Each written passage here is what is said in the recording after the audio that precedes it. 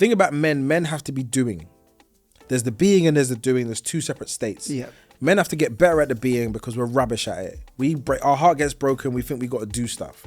And you got to sit there and go through your feelings. Yeah. Say the things in your head without getting lost in your head. And then after a period of time, you got to do some doing.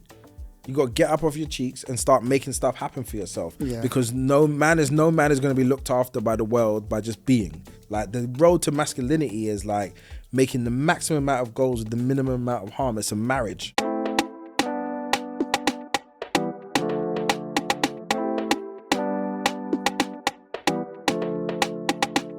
Thank you for coming on today, bro. For those of you that can't see, we got Mr. Marvyn Harrison in the building. The one and only. Mr. Dope Black Dads. Come on, bro. Thank you, man. Welcome, man. Hey, when we start off, we always ask the people what is your bread and butter? So for the people that may have heard about Dope Black Dads, heard about Marvyn Harrison, seen you on the television screen, as you always are, tell them a bit about what you do. What is it that you do? But it's a multifaceted thing, but the fundamental point is I solve problems for businesses, and then that creates possibilities in terms of like building communities, taking people to Margate, like just funding black people to spend time together, black dads to spend time together, men to spend time together. So Beloved Agency is the overarching banner. Then underneath that we have Dope Black Dads, we have Men's Circle, we have Black Joy, and each of those things kind of feed into allowed me to enter places like broadcasting, that allowed me to do become an author and write kids books. I feel like I want to say best-selling author because it was like top 10 in Amazon for parents for like a year and a half. So, and I think it's one of the top 4 most referred books. So I think people are like sending the link over or buying it for somebody else. Name it. You don't even name it. The book is I Love Me. It's a child affirmation book, but parents use it. Parents tell me they sit there and do it in the mirror because it's fun. So by far one of the best things I've ever done. I'll tell you now, there's people that I've known over my 20-year lifespan who I've lost touch with them. They will find me to send me a video of their child doing the affirmations. Wow. And I can't share it because it's obviously a private thing, but how that moves me compared to anything else I do is just like profound. So I think the book, broadcasting, radio, I'm kind of moving into 2 new spaces at the moment. And all of them center around this idea of like, I just hate injustice. So I'm always trying to create equality. I'm trying to create equity. I'm trying to make sure that people's lives are being communicated appropriately, that they're easier. We're not allowing narratives to permeate blackness or even femininity or even the LGBT community. I make sure I'm always advocating wherever I can in any room that I'm in, that there's the appropriate language being used, but also money. Like, we need money to be circulating. So, Yeah. The other day I actually was I was either in my feelings or in my bag. I can't remember which one, but I was feeling something, and I was just like, I put £500,000 in black people's hands between 2020 and 2022. And like, for me to say that where I'm receiving money and dishing it out, either as lump sums, as grants, as paying people for things. And like, when I was doing my accounts and I was looking at who our suppliers are, I was like, this is actually kind of incredible. And it really speaks to philosophy. Like, there's some things you can't do because it's like Google own it or Squarespace own it. But other than that, being able to do that it was a massive thing. So I have had some moments that are personally just really profound. That's amazing, bro. When did it all start? Did it start with Dope Black Dad's Instagram page? No, like if you know me and you've been outside in Black London, if you're around about my age group, I've been doing stuff since I was 20. So now really 18. And basically it all started, I went to university in Hendon in Middlesex, and I got there and there was no black people. There was like 20 of us. And there's a guy now who runs Def Jam Mode 207 in the UK, Twin. We were in there, the MC's SAS, so Mega and Mayhem. I'm trying to think who else. So both twins were both there. Mega Mayhem. There was a couple people. There was like managers. They were just some really dope people that run agencies. They all were a part of this group of people at Middlesex. And I remember I went to the first ever ACS meeting, and I got there and it was very much like mature students. By the way, at that time, they were probably 27 to 30, but like they were mature students doing their postgrad. and they were leading the ACS, but like it was very pro-Africa and kind of anti-Jamaica, like anti-Caribbean. So I'm sitting there being like, one, this is quite boring, because the ACSs that I knew were like vibes. Yeah. The ACS meetings were like, yo, why do girls do, like they're doing all that stuff, which is now really common on social media. But I was like, I wanted to be more fun. So I came in and I just took over the ACS. So I came in the meeting and I was just like, this is what I think and what's going on. And then I just set up the meeting and said, the new ACS meeting is going to be here on Monday at the same time. And then it was rammed. So I ran that for like the 3 years that I was in uni. We brought down people like Sway to come and perform. Like all the big DJs at the time would come down and perform. And then I got really fortunately invited into a circle. And these threads are really important. So I don't want to just go on for no reason, but it's really important because there's a consistent idea that occurs.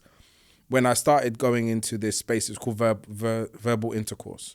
And it was basically like a creative hub of writers, poets, musicians. So some of the people that was connected to Floetry was there. Melvin and Ricky used to go. Mental Excel was there. Like loads of people, if you knew people who are probably now mid-40s, that group of individuals that were making stuff happen were sitting in a circle breaking down, what does black love mean? Yeah. How should relationships work? And I was able to listen to some of the greatest minds, black minds of that time, break down ideas. So it gave me food, but also it put me around a group of people that were just super dope. So I got introduced to people like Kojo and Richard Blackwood and like the Real McCoy cast and Choice FM DJs super, super early. So that plus university meant that I was able to merge those things together. And I just became somebody that would create community, create events, create experiences. And that just kind of continued for many years. Then my first big thing that I did on my own was Sunday Show, which I did with Napa, who is a friend of mine that we grew up together in Hackney. He's a brilliant human being. In fact, one of my most favorite, and one of the things that I always hate whenever Napa comes up, it kind of like, they divide us as in like, you were the brains and he was the hype. And I was like, no, the guy was smart as hell. Like a lot of the best things we ever did was because he really understood people.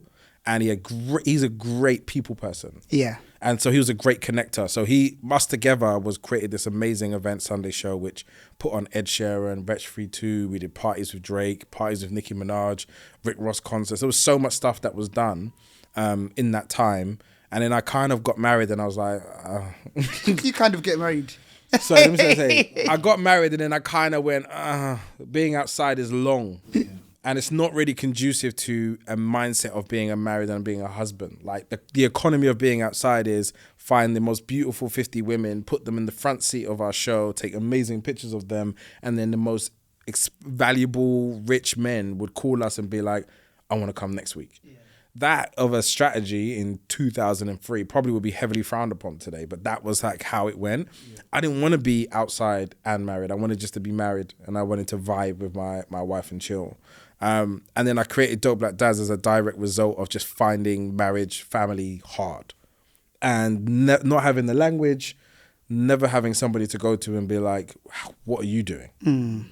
Because we find it hard. And I think when I spoke to men the first time, it was like, yeah, this is tough.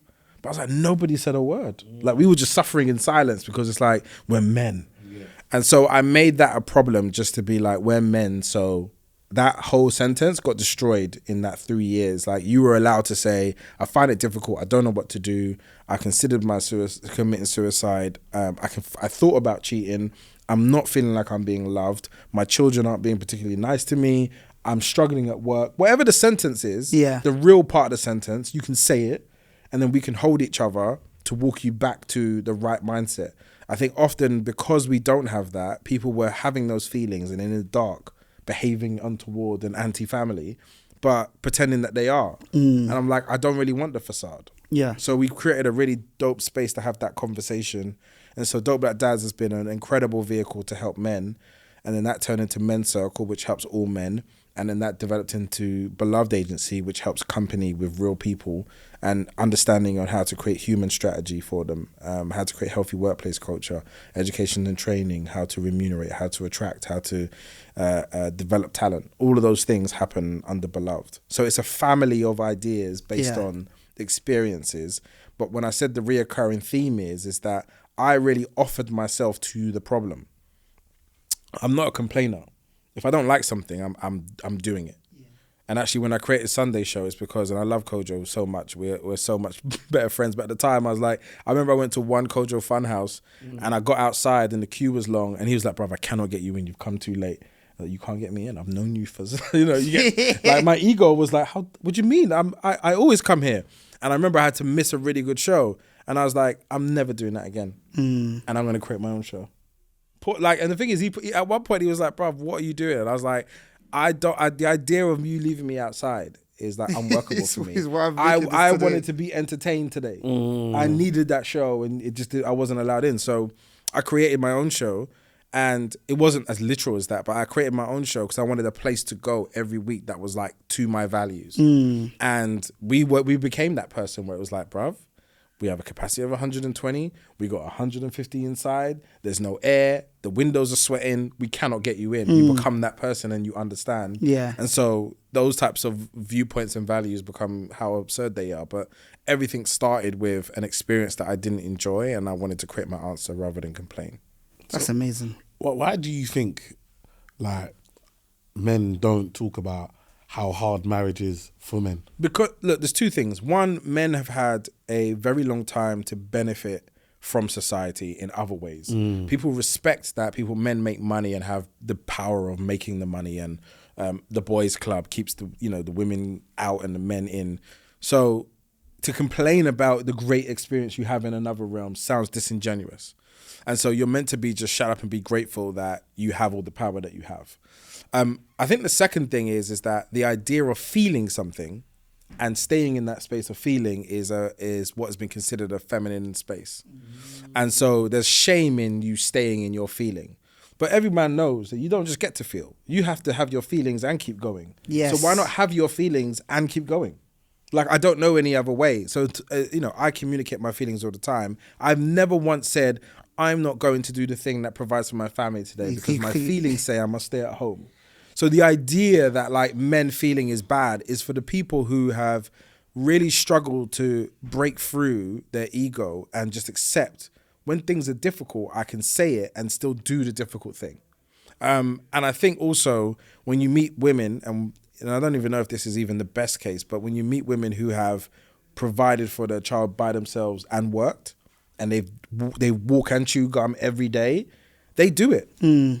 They do it successfully. Yeah, and absolutely. they are tired and depleted from being in their masculine and leading a family, making all those things that happen, but they still do it because they have to. So for men, we have to do it. Yeah, absolutely. But then like for me, it was just like, I'll never forget when I had the conversation with my dad, and I'm just like, Dad, like, obviously you have the first few years is all sweet, but then once you started having kids and stuff, I said, Dad, man, this thing is hard. My dad's like, yeah, son, I know, man, I know. I said, if you knew, why you never told me beforehand? And I why think I had to experience it first? That generation, I think, of men had it worse. Because there's a generation before where it was so clean cut, like that generation was the beginning of women have a say, and the women kicked those men out of their house so quickly because they were fed up. They were like, "You're not doing enough. You're not looking after me, and you ain't looking after them. And now your money is tired. I've got a degree now. I've upskilled myself. I'll take care of my kids." So that generation of men got kicked out of their family home when they signed up to do the thing that they were told to do by their dads. But the fact that they didn't pass the information on is one of the biggest crimes. So I hold all men from that generation account. I've never had an uncle sit down with me and give me the real. Never. My uncle tried to talk to me after I got a divorce. I said, my guy, you're late. You're late, bruv. Like, I needed you 10 years ago to sit with me and not only just tell me how hard it is, but talk about what it takes to be that guy. Yeah. And to be ready to be that guy. I wasn't ready. But do you think that kind of falls into what you were saying before, that all men are just expected to just keep like going? It's a code. Like you have a penis, so you get the information by having a penis. It doesn't work that way. It's not even close to being true. Yeah. It's not ever. You actually lose the information because of it. Yeah. Because the whole point is you have to get to an outcome regardless of the process. So if you're not making money, if you can't protect your family from an imaginary robber like you're Liam Neeson, you're a failure. Basically, And it breaks men. It breaks because if men, you don't have definitely. the information, like you do financial literacy, the amount of men who have made money but lost it because they don't have that thing, they still lost the mission. It doesn't matter why and how and what my dad did. You failed the mission, and to your family and to your partner specifically that you said all the big talk to, and all the days you were like, don't worry about what I'm doing. Like that talk. I got this. No, but I got this. So it's mad because when I speak to men, it's like if your partner's not with you, and you won't know really until it's too late. If your partner's not with you, you're in for it. Because the second that they don't need you, they will push you out the door because you haven't invested in the person. So co-parenting and having like a relationship with someone is paramount over parenting. People think parenting and like, it's like we have a vulnerability of like children are in danger all the time. So we have to look after them all the time as a priority over ourselves. That is noble nonsense. Children don't require that much. You know how much they feel emotional regulation by seeing the two people they love the most coexisting powerfully. When I can't go, like you're now mum, I'm sorry bro, I don't know why, but you're mum and your dad, and I can't go to you and get snacks because you said no. So there's a cohesion. There's a cohesion. So my house now runs smooth. Like if you say stop, that means stop. I don't get to like, Mum, when you have that, it does all the work of what you think of like, do you need this? Do you need that? Do you need this? Do you need that? How can I help you with this? How can I help you? Do you want to give me a hug? Give me a hug. Like all that extra like micro parenting is for yourself. That's for your ego. What your children need is a happy, proactive two adults kicking ass. And actually what they need is like, you have to go to bed. This is our time. That's like when you have a co-parent that's like on that vibe and they don't believe parenting is their being, it's not justifying their existence, you actually get this really dope environment where it's simple, like go to bed and they just go. Like my children break down so quickly. If I say it's like 7 o'clock, what does that mean?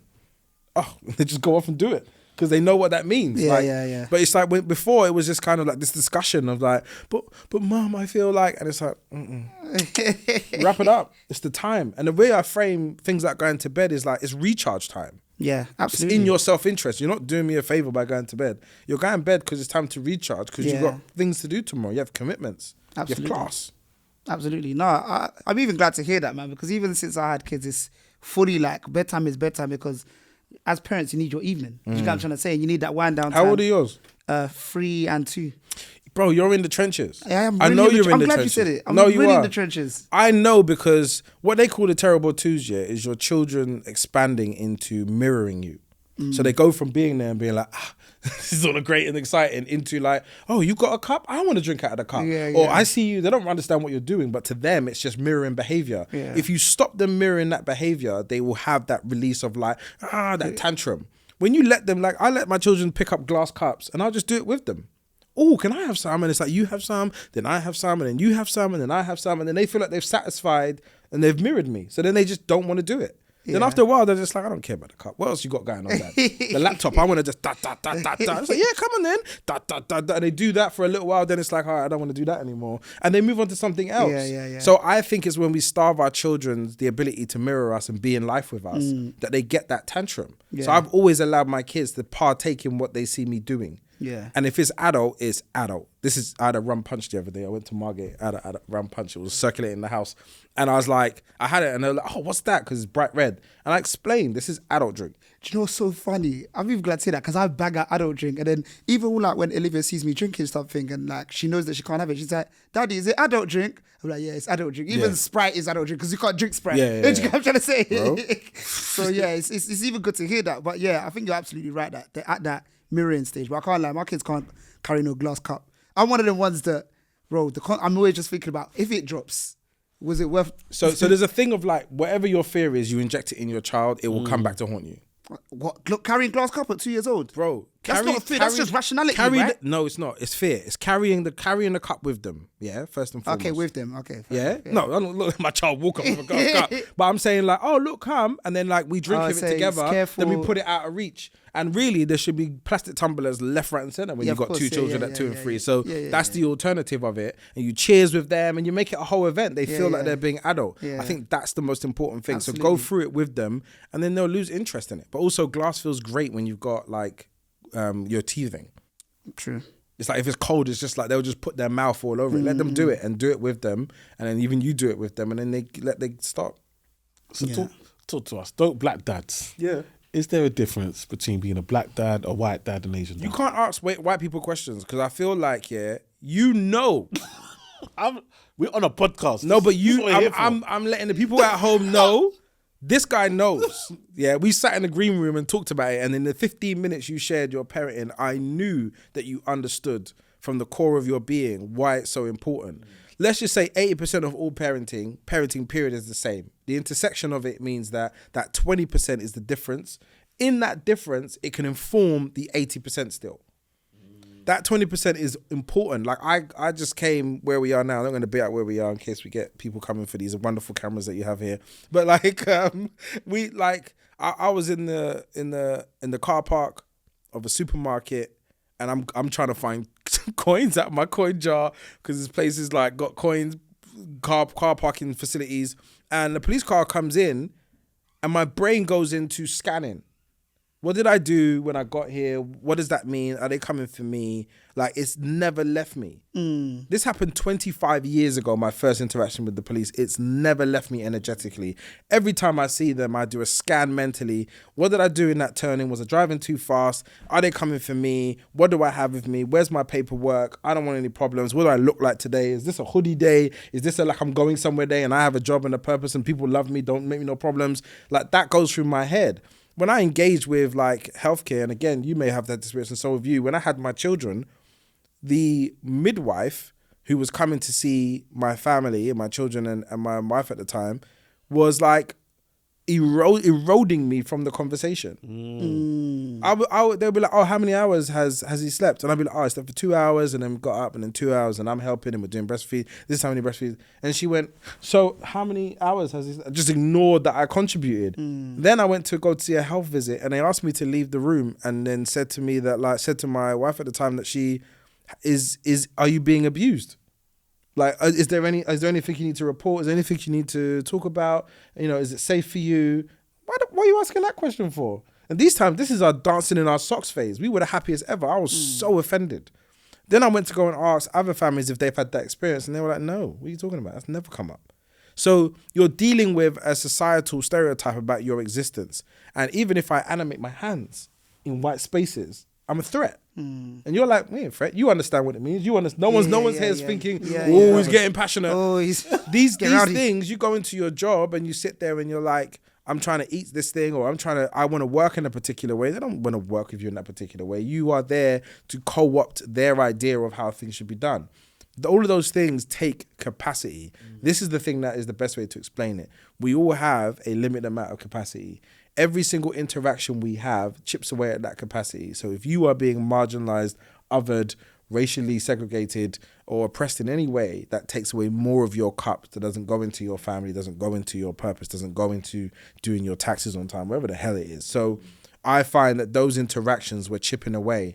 And when you really get down to it, if you're in a city, London, black male, you have dealt with youth violence, you have dealt with the police in a particular way, you have dealt with your health and probably don't even engage in your health. Like at 40, we should be going to doctors for annual checkups on every level. Yeah, if you're not doing that, if you don't have the money to go to Bupa and you're trying to do it with the NHS, NHS in emergencies, some of the best things I've ever seen. For ongoing care, bro, go private, use your money to look after your own health because they don't have the capacity to deal with 9 months of looking into your well-being. Yeah. So if you've got any chronic condition, anything that's reoccurring, hypertension, blood this, heart this, they can't help you in a long term and to the level that you probably need with the urgency that you need. So a lot of black men are dying, getting sick, getting mentally unwell because the care doesn't allow you to be supported fully. If you're black, you have to understand the metrics for our health is not the same as the European metrics. Whenever I went in to get my bloods checked, he was calculating something times 1.6 something. I was like, what's that? He was like, well, what we find is that the black body has he's trying to explain it in a way that we have greater capacity for stress and we have different relationship to blood pressure. All of those things you start to learn about how our bodies exist in these environments. It's different. It's different. So if you're not approaching it differently, you just think, oh no, I was going to wait until I collapse and then go check. By then it's too late, you've got something. So I just want us to be more mindful, more intentional about how we look after ourselves and our families and not rely on just how the system works and believe we can merge ourselves into it because it's creating real gaps in terms of the care and the lasting support for our families generationally. Absolutely. Absolutely. Well said. With Dope Black Dads as a whole, right, you mentioned, and I think that it's something that you built out of passion to help people.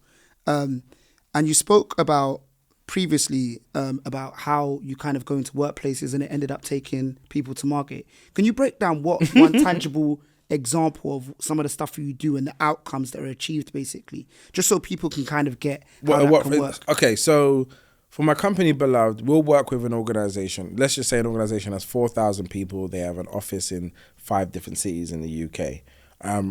The culture of each of those areas is fundamentally different, and the racial makeup is completely different. So I can't take a strategy and just say racial diversity is the number one focal point in Peterborough. It doesn't mean the same things. And so what we want to do is be representative. So if you're hiring people, why is your organization not representative of the city that it's in? So in London, I think 1 in 7 people are black and black mixed. If you do not have anywhere near that ratio, it's like 1 to 80, 1 to 60, which is really common and possible. That is an imbalance. And in that imbalance is an indicator that your company isn't welcoming or representative of the people who are in the city that you work in. Now, that could happen to many factors, but it's your job as a business to identify those factors and start to develop strategies that encourage people to not only apply, but when they get in, their first 90-day onboarding is gangbusters. Past that 90-day onboarding, their retention ability to keep you in the organization. So your environment for and the climate for your progression, the culture of the people that you are able to spend time with, the mission and how you choose to let people work, does that align?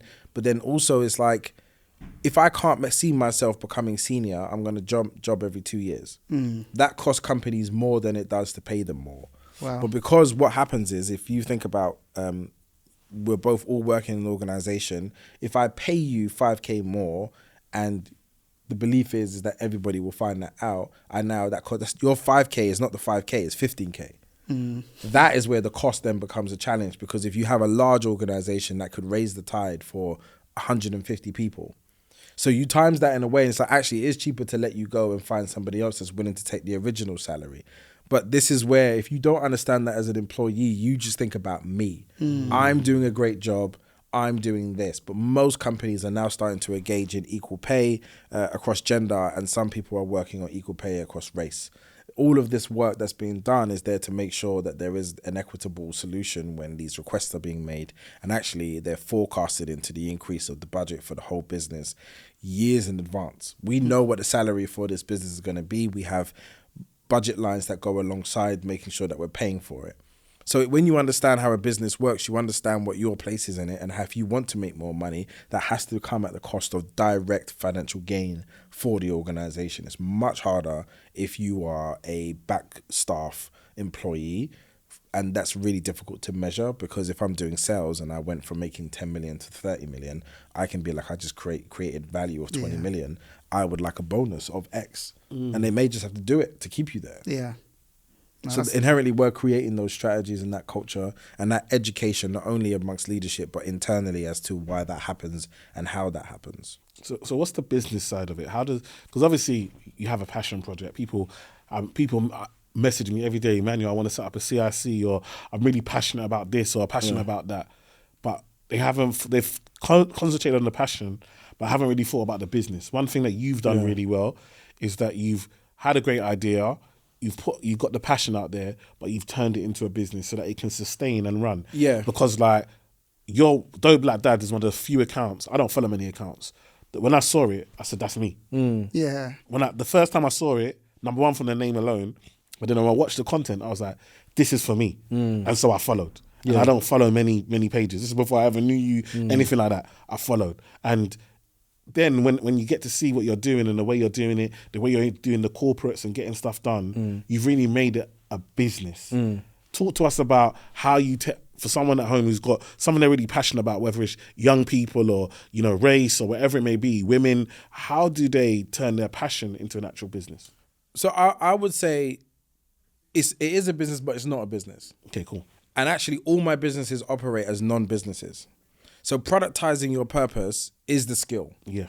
So my purpose comes first. I have a desire to create that equity, to create safe spaces, to put people together and genuinely make them feel like they're not alone in the way the world is working. Yeah. And in doing so, my time has a value to it. So when I productize it by saying, these are all the actual skills that go behind. So if I talk about Dope Black Dads, so Beloved is like education and training. So for keynote, for seminar, for a workshop, they have a cost attached. And those costs are equated to the level of skill and time it takes me to do something. So I have an hourly rate attached to my time based on how much I would like to earn as a director, as a founder of a business. Yeah. And I match that against other businesses and people that do the work that I do. So that hourly rate means every time I breathe for an hour of my time, it costs. If I'm not making that, then that's where it becomes incomplete. And I need to assess why it's not working. But when I am doing things, that's how I pay myself. But I also need to make excess because there are functions that need to run. Things like the amount of G Suites and email accounts and websites and things that I have to pay for, technology I have to pay for, that runs as an ongoing monthly or annual cost is absurd. So I need to make sure that there's enough excess. I use a metric of ×3. So all of my cost ×3, I think 1/3 of all of my costs goes towards paying for me. The second third is about for profit, which means that it allows me to have surplus to make moves. And then the other third is like overheads. So paying for me is one part, but paying for all the technology and the things that go around it, my accountant, all those things, is another third. So I just make sure that everything is annually costed in a way that allows those three things to happen. So that's my now day rate paid for. Productizing your purpose is about then making it digestible for people, because you're just hearing lots of things that I do. It only makes sense when I say the actual services are keynote, webinar, seminar, workshops. That's the first part. Then there's strategy. So if I do human strategy, people strategy, that is all under a different type of things. There's content creation, there's development, and there's creative strategy. That's a separate product. And then there's media, because we now own multiple platforms with, 100K plus. That means that if you want to speak to this particular audience from any of our touch points, you pay for media. That is the suite of services that our businesses work under. And then because we own the platform, our margins in that might be better than not. But the couple of things that are really important to in terms of values. One, we're not here to we're not on a heist. I think that is one of the things that have allowed us to continue working for a very long time. We're not on a heist. My passion for delivering the excellence on the other side is high to the point it's almost unbearable. Like, this is why I don't like working with people who don't get that.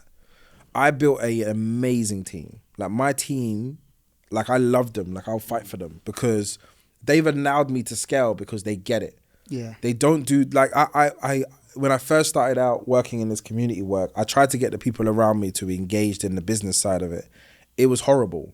I don't blame them though, because that was not what they were there for. They were my friends. They were people that I loved and cared for. And then actually trying to put them into that world fragmented our relationship, which was not worth it. But at the same time, when I'm working, you can't take on a project and leave it.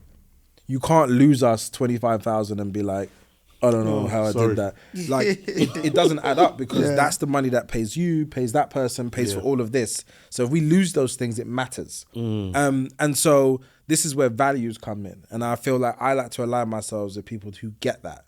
They have that hunger of excellence. Like, I want to do a good job. Yeah. And some of the projects we've done in the last couple of years have genuinely moved me. There are manifestations that I had from many years ago. There are things that I know genuinely moved the needle, that have put money in people's pockets, that have created a statement. And so for that, it means that my purpose is aligning into action. But by productizing it, makes it scalable. It also just makes sure that I can, like, not worry about money in the pursuit of doing good. Absolutely. Speaking about the money that your business earns, you also have put money in other people's pocket. Can you give us an example about how your business does that, so that people really know the real work that's being done? Yeah, so there's a couple of ways. Sometimes I just give money to people that I think are doing good. I never talk about that side of things. It just happens. I spot people and I'm like, you're actually sick. And sometimes it doesn't pay you to be just the dopest, most authentic person. And so I'll find a context to give you money, whether it be an award, whether it be a grant, whether it be just literally just sending you money for stuff. Or I book you for something small and overpay you for it. Just like making sure that economy is going. That's probably the most profound way to do it. I'd rather give money than I don't like loaning money. I don't like getting into. Yeah. I don't like changing the relationship into a Yeah. commercial one, because as you said, like if I see you posting and you're in another country and you owe me money, I was raised in Hackney. I know how to find you. Like I'll come say hello. Whereas I just find that deeply offensive if you would like parade yourself in a way that you are being integrous and you're not. And so I have fallen out of people over money, because I just feel like, do not disrespect me because I'm really working. Like I don't show off with what I have. I'm not somebody like I don't parade my money as my value. And so when I give you it, it's because I really am connected to you. But I promise you, I have a need for it. Yeah. Like I have to pay 20 odd people every month, otherwise my world doesn't work. You know, I have a family that needs stuff. My son, as I said, his shoe size has grown 3 times since January. And that's football boots for the grass, AstroTurfs for when he plays on the concrete, and trainers for just moving around. It's 170 to 2 bills every time that his foot grows a foot size. It's pressure. Yeah. My daughter has a passion for art where she does art 6 times a week maybe. She needs supplies. That's her passion. When I mean, people think it's like easy. You're doing it over and over again. Like the mother of my children is still my partner in so many things. That's my listen. So if she needs something, she needs space. If she needs anything, I got to show up. Yeah. Like I got people I got to look after. You can't take money from me and not pay me. Like I got stuff to do. And so when I mean like honor is important, when people move weird, I don't have the capacity to investigate what it is that you're doing to move weird. Like you just got to be at the highest order of yourself to get this stuff done. Yeah. So I'd rather give it than try to work with somebody and collaborate and stuff. But if I can, I just, bring companies to people and, I don't even want to say some of the examples because I think it's disingenuous. Like I genuinely did it out of the love of my heart. And when I see those things have a big moment, it's beautiful, man. Yeah. And I don't need nothing else. Don't feel like you have to do me a favor. Just keep doing dope stuff and like honor what blackness really is in this country. That's amazing. Let's talk about broadcasting. Because obviously I've seen you at studio a few times. Back on Steph's Fat Lunch, which isn't around anymore. I love that show. I loved it. My heart and the was people loved it as well. broken. I didn't get it. The people loved it as well. It was amazing. Like that was the first crew that I was a part of where I was like, I'm coming to I would never go to Leeds for a Christmas party. Are you mad? On a train and stay overnight. I did all of them. Yeah. Anything I was invited to that she asked me for. And Steph I went up there for an interview and she said, you were really good. Come back and do something else. And I was like, yeah, sure. So I called my agent, like they said this, but like, if anything does come of it, amazing, because I want it. Like I'm ready to take off. And then like, she really arranged a call, did half an hour on the phone with me, did a whole bunch of back and forward on emails, like ideas of things I can do. And then just started booking me every 2 weeks. Come back. Nobody has given me that level of care. Yeah. And like anyone knows that she was running the production of that show as a company doing it. She was tired. Yeah, she was tired. busy. But she was so nice. Never She's once so did I cool. get any chip or anything weird, just love and warmth to the point. I just wanted to hug her because I was like, you're really working. No, Steph is amazing. She's crazy, bro. Like, She's really, really good. She done something similar for me. Like I did my book. When my book came out, them times I was on bare different TV shows. Come to advertise my book. None of them would let me advertise my book. So then when I asked Steph, she read the first chapter. She was like, yeah, you can advertise the book. So we come down, sit on the table. Obviously, we've got a whole segment. She's like, you go up on a council estate like me. Let's sell this book. So for me, that's my energy. Yeah. Like if I see you, I've got you. I'll carry you and put you places and help you out. It doesn't always come back, and I think sometimes that can be jarring, but it's not why I do it. Yeah. Because the thing is, the two men that really invested in me, Carl Ramsey and Richard Antwi. When I met Carl Ramsey, I was 19 years old. I hadn't met a powerful black male in my life in a way that had moved me. The way he spoke, the way he connected people, the way he created community, his creative side, like he had ideas all day. Beautiful man. And another guy, Richard Antwi, who I met in my early 20s, like Oxford graduate, like immaculate at business. He taught me the highest level of integrity in business because I was a bit like, how do you do this, man? Like, I'm just like trying to feed off of this person and like stop this person from robbing me. And like, I don't want to fight, but like, I feel like you have to fight to get through successfully in business being black. Like, it's hard. I met that guy. He was so clean with his business.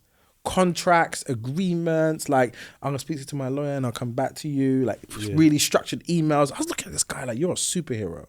I love that guy so much. I was so honoured to be around him and to witness him while he was here. He's passed away now.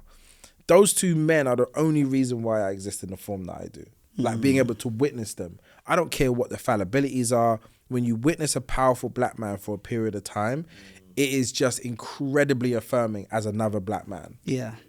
Yeah, and I think I remember my favorite time with you on Jeremy Vine. So if you know, I did a segment on Jeremy Vine, the finance segment, and I was quite regular. I was on there pretty much once a week. I was pretty much on there on one of the days talking about finance. And it's always been a kind of nervous thing when you're going on there. You don't know who the other people are going to be from the main show. Yeah. You're just coming in doing your segment. And I'll never forget, I remember this day walking to the green room.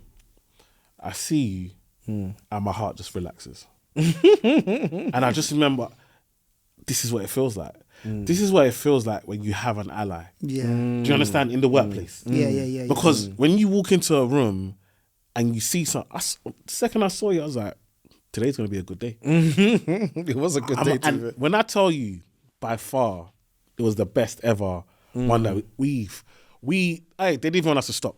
We've almost gone into the news. That's how good. They didn't even want to switch off the cameras. Like, I didn't have to worry because I know who I'm working with. Even though there's everyone else, I know that my brother's not doing this thing. So you can't fail when we're standing next to each other. We're going to figure it out. We're gonna work it out. And it made such good TV, and it's like, that's when I realized the importance of your network and having allies. And that's why it's so important that we network with one another. Definitely. And we're around one another, because it makes a difference. And I guess that's what people from other communities benefit from, that they enjoy. When they go to work, they can be relaxed. Yeah. Like, they don't feel like they have to put up a front because they know, no, that's my guy. No, you see that meeting? My guy's in that meeting. We're good. Do you know what I mean? You know what's really weird, yeah? I've had extremes of that. And I think we never really talk about this, is the other side. We're so privileged that when you meet a good person, it's worth everything. When you go there, sometimes they ride you harder because you're a black man. Like, I've been in meetings where, like, the black person is giving me questions that are like I'm proving my value in a way that doesn't even make sense. They're just like, no, it's great, Marvyn can come and do it. And then there's the black person just like, yeah, but what exactly? And I'm like, raw, like, what's going on? So it can go both ways. Like, I did a TikTok yesterday and I was just saying, you don't understand, as someone that does frontline work, how important you are to how the feeling of, like, existing in this country is. I went into a corner shop the other day, yeah. Shout out to Londis. I got to give them a little shout out, because I went in there and it was raining. I'd run in there to get something before, like, I was doing school run, and South Asian guy, and he was just like, how are you? I was like, me? I'm good, you know. Thank you. I'm better now. Like, he was like, yeah, it's raining, like, you know, but it's good. There's a rainbow now. So, like, I'm sure it's over, and, like, I hope you have a good day. Just small things. Yeah. And I was like, do you know what? I do go through my day, and I don't know how you experience this, because I think as, like, a big black man, people just move you out of the way in a mad way, you know. People think that people are scared of me. I get so much confrontation on a day.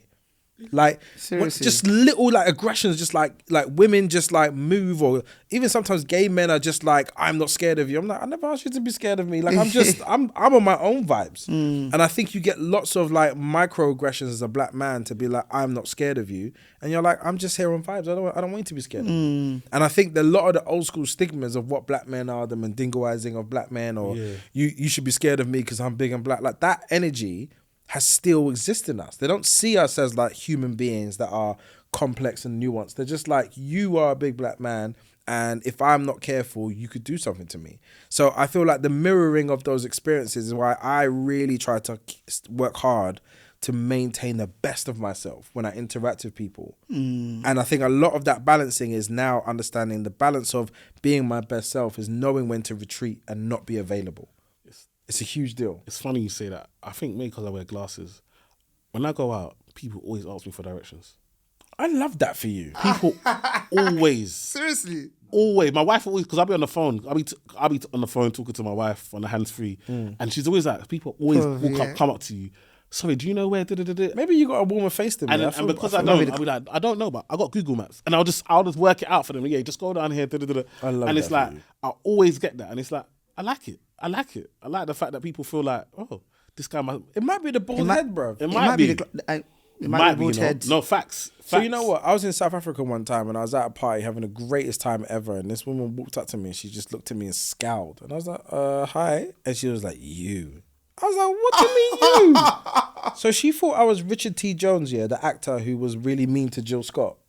Oh yeah, my mate. No, you do the kind of.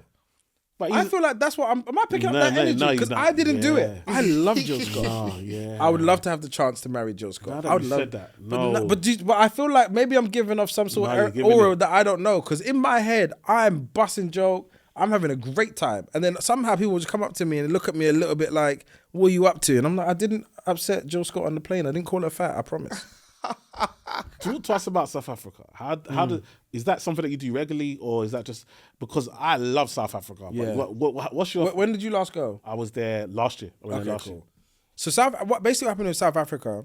I went there to meet the dads that we had created a group for in Dope Black Dads, and I was just like, I'm gonna go through. You feel like you're doing them a favor.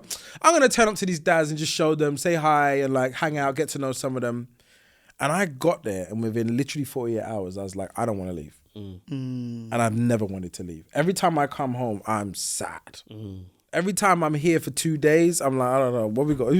Call my friends. What's going on? What we doing today? Yeah. When I'm there, I'm a different human being. It's basically the community I tried to create here exists there at scale. And it's just natural because everyone's black. Like, it's just we just do this. And the talent is out of this world. The culture is profound. Yeah. I've had some of the best conversations, and like I've got a tribe there. Like I can host an event with 30 people turning up for dinner, and it's the most beautiful thing I've ever had. And you start to understand the power of local culture, dialect, what we call tribalism, which is a problematic Eurocentric word, but what we call tribes. Those communities that they have are protecting that culture. They maintain a way of living and existing. And they pass on traditions and values down generation to generation. And having your own language and being able to speak, there's 11 nationally recognized languages in that country. And that's why it's so important. Like, we don't have that here. Like, we all get homogenized into one way of being. And I think, especially the Black Caribbeans that came first, we didn't have our own language to strategize in public what we want to do and need to do. There was no way to like connect. And so our religion was theirs, our language was theirs. And so we just got merged into a blob of theirs. Yeah. And I think that's one thing, whereas West Africans have been able to maintain some of that culture and that affinity and closeness, proximity to their own country, meant that it's just like they've maintained a certain level of that culture for longer. And I think it's costed Caribbean significantly because we over-index in like failing in this country. Academically, in terms of income, house ownership, education stand, all those things, we just drop family units, all of those things, crime, mental health, we're just lower than Black Caribbeans, Black Africans. And it's just down to some of those cultural things and just how long we were here and what we had to face. Like, we came in first, did all the hard stuff, and other communities have come and benefited from the foundations of what we did. So yeah, I don't think we've ever really recovered, which is a separate point, but I'm really fortunate to have spent time in South Africa, and I honour it any way I can, whenever I can. I love that. So when we're wrapping up, we always talk about people's L's and W's. And I guess for you, I'd love to hear your L's and W's for your business, like for the businesses that you've got, but also for you in life. Like what's because you've done so much. So give me some business L's and W's or work L's and W's, but also give me some L's and W's that you've learned across life, because I feel like you've seen and experienced so much. So my biggest work L was trying to get my friends into my business. And I promise you, I loved it was so heartbreaking. Yeah. When I mean I loved them, they were my people. Yeah. Yeah. When it comes to like dinner, lit. We would have the best conversations. We would talk about everything under the sun. I loved them so much, and I was really enjoying the experience of having that connection. Yeah. When we got into the doing, we were just miles apart in how we do. Yeah. And that's absolutely fine. Yeah. They're all successful in their own right, and they will continue to be so, God willing. So that's my L, because I lost people. Yeah. We just couldn't bring it back. Yeah. My win is making my business so connected to my values. It's about being. Yeah. So I don't perform Yes. any of my work.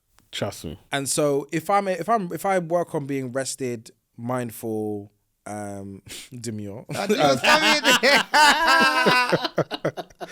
But if I work on being mindful and powerful, I actually can do my job without much adjustment. Yeah. Which I love. Yes. So if I'm in a room and if I go to a client and I'm sitting with them, just what I'm hearing, I'm processing it through my personal values and I'm able to develop a strategy on the spot, turn that into an answer that can be productized, sold, invoiced for. And that's a privilege. Yes. However I got there, privilege. So that's my work win and loss. My personal wins and losses, my loss, I think like not being prepared for marriage will make me uncomfortable for always. Like that's my I love that woman. Like that's a really important person to my life, and on paper it should. With all my intention, like I left nothing on the table. The only piece I have is I left nothing on the table. I didn't like, no, I'm gonna keep this part and go off into the future. Like it took me 3 years to humanize myself, like after doing that. And I just wanted it to work. I was even with her this morning, we did the school run and we're catching up and just talking about life. And I'm like, this is so easy, it's great.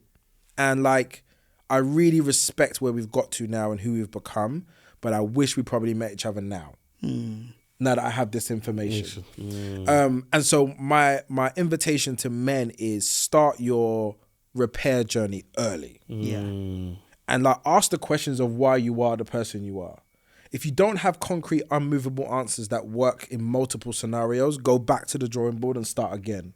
Why am I this way? Yeah. Why do I have these values? Why do I think it's okay to do this? And you also have to address the ugly side of yourself that you don't like. Like if you go into therapy and you talk about how kind things are and like, I got angry yesterday. So, yeah. Why? Why did you get angry? What about that made you feel not powerful or made you feel like you weren't being heard? Where has that happened before in your life? And when was the first time that happened? And who did it? Yeah. Like you start going back to the seeds of things and you realize it shows up in multiple places in your life, and then you can actually challenge it and start to work that out of your life. Yeah. So when I went in for the first time, I went in for rage. I was on crud ready. Like if a builder came to my house and was being weird and like being unsafe in my house, the way I was dragging him out of my house was crazy. This is like 15 years ago. I'm like, what? And you realize that I'm not on an estate anymore. I'm a grown-ass man. Why am I involved in confrontation at all? Yeah. Try that now. It's just like, sir, you have to leave. So powerful. So it's just like, and I can stand in front of you and I never lose my register. That took work. But I had to identify why I was angry. Yeah. When you get an answer, the first answer wasn't authentic. It was simple. Then I had to dig further and further and further. And then you get to a point of understanding and you're like, wow. That's what's been happening for me in every single situation my whole life. And my therapist was like, look, it's not about removing it. It's about going from your capacity being one time something happens and you get angry into 3 times, into 5 times, into 10 times. Now you're angry after the 10th time. That's okay. Yeah. If you got to repeat yourself 10 times and you get angry, maybe that's okay. And you're like, wow. So the work isn't about becoming perfect. It's about increasing your capacity, understanding the root cause of it, so when you're in that environment, you know the language to say to yourself to take you out of that space. Yeah. And then it's about what kind of man you want to be for the people around you.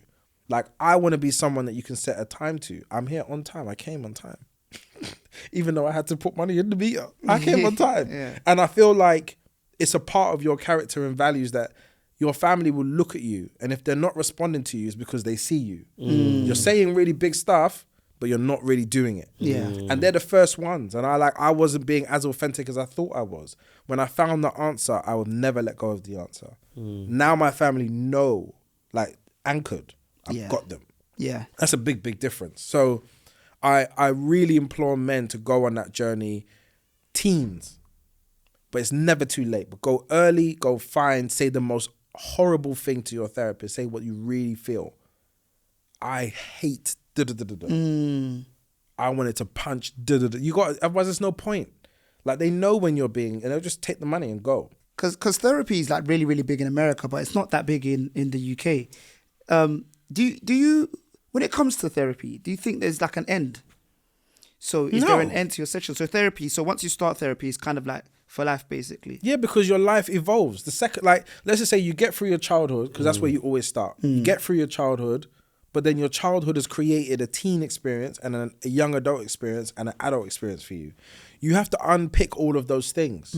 But figuring out your past is one part. You now got to figure out how to powerfully move forward. So this is where coaching becomes valuable. And finding coaching frameworks, coaching networks. So that's why the men's circle, I take all the stuff that I've learned and I put it into the men's circle. But this is why things like Landmark Forum are really good. Go find a coach. Thing about men have to be doing.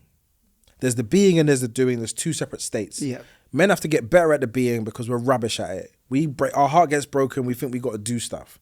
And you got to sit there and go through your feelings. Yeah. Say the things in your head without getting lost in your head. And then after a period of time, you got to do some doing. You got to get up off your cheeks and start making stuff happen for yourself. Yeah. Because no man is going to be looked after by the world by just being. So your being and your doing has to be married into a nice balance. Yeah. We got to get better at our doing and better at our being. Doing things that cause harm to people at its source is so unworkable. We are sick of hearing about men who made billions.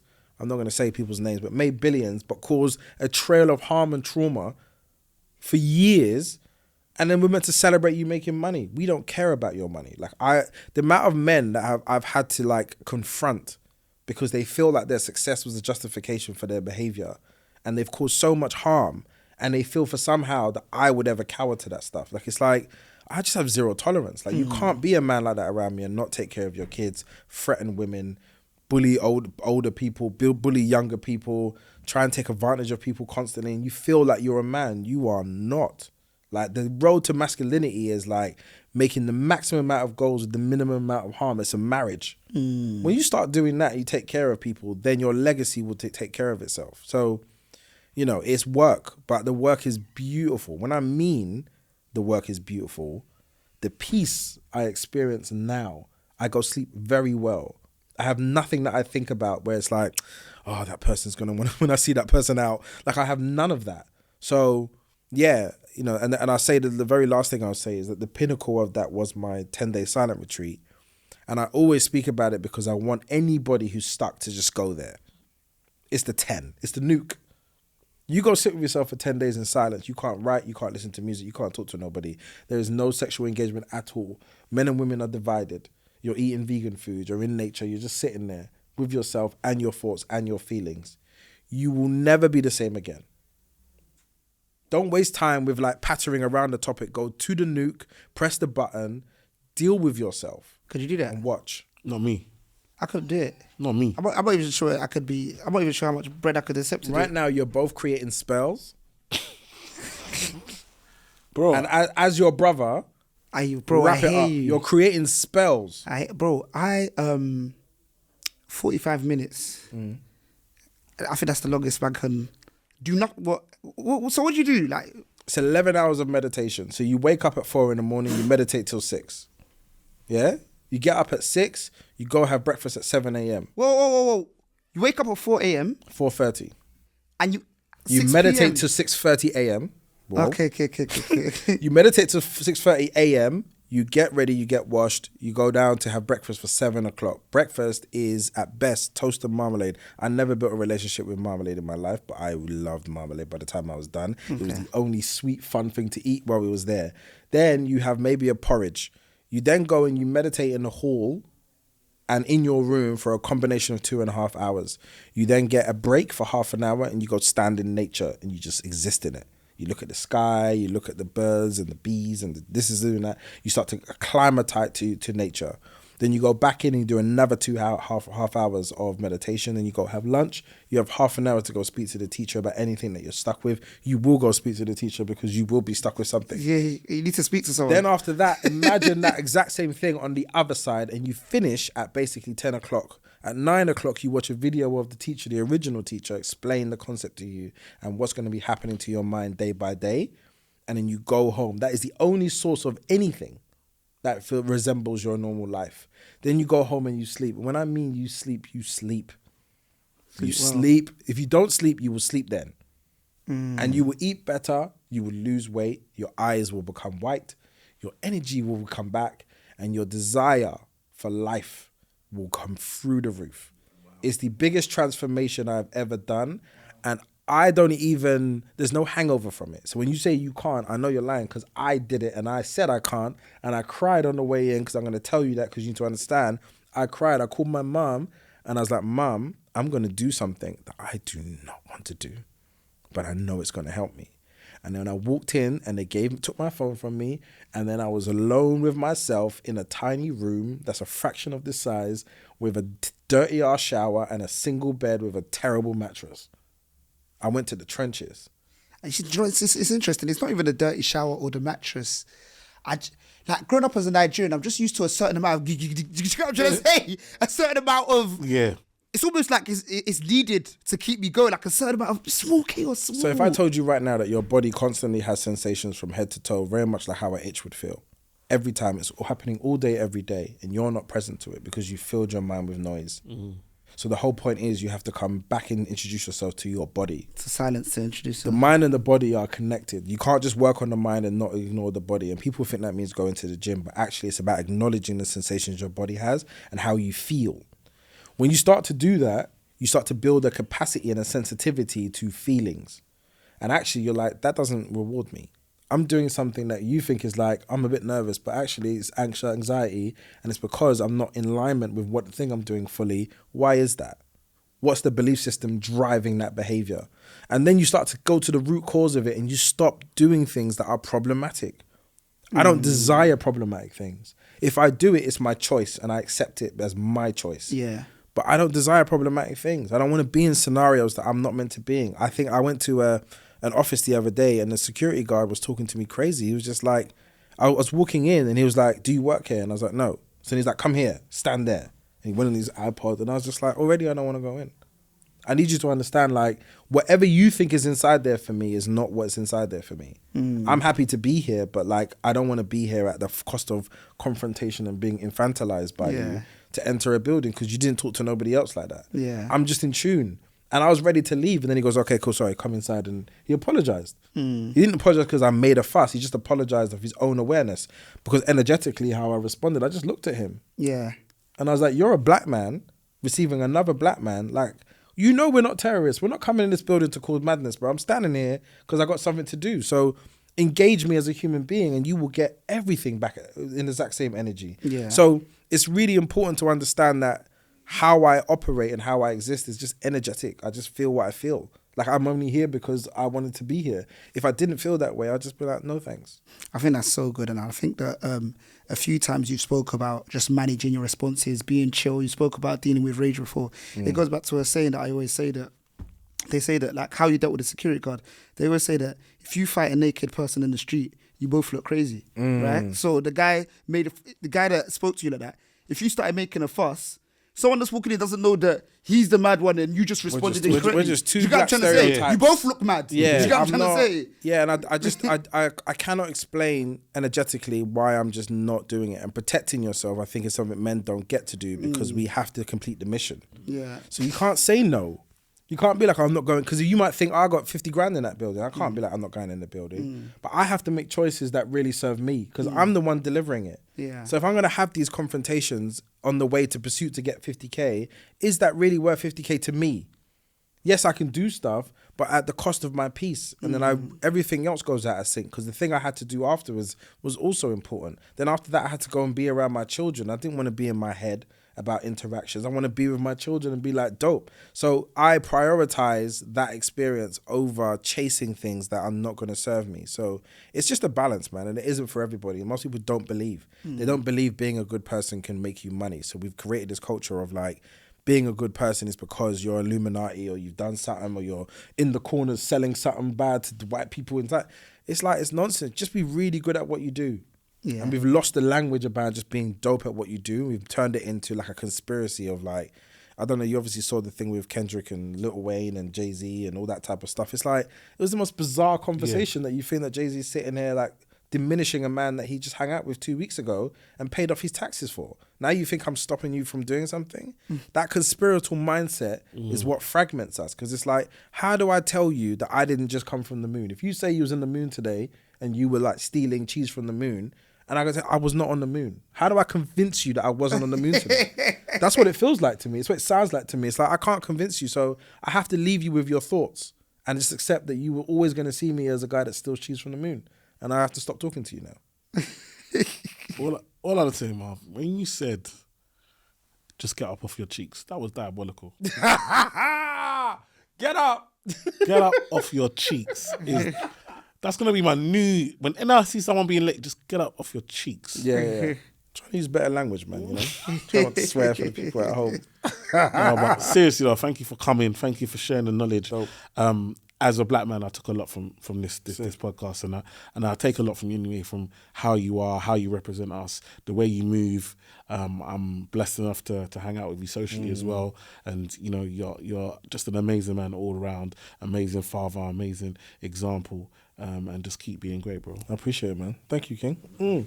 Thank you for coming on, bro. Every time, man. I appreciate you so much. Thank you. Guys, that's been the Bread and Butter podcast. Thank you for listening and or watching. Make sure you like, share, and subscribe. Come on, we'll see you on the next one. Appreciate it. Peace.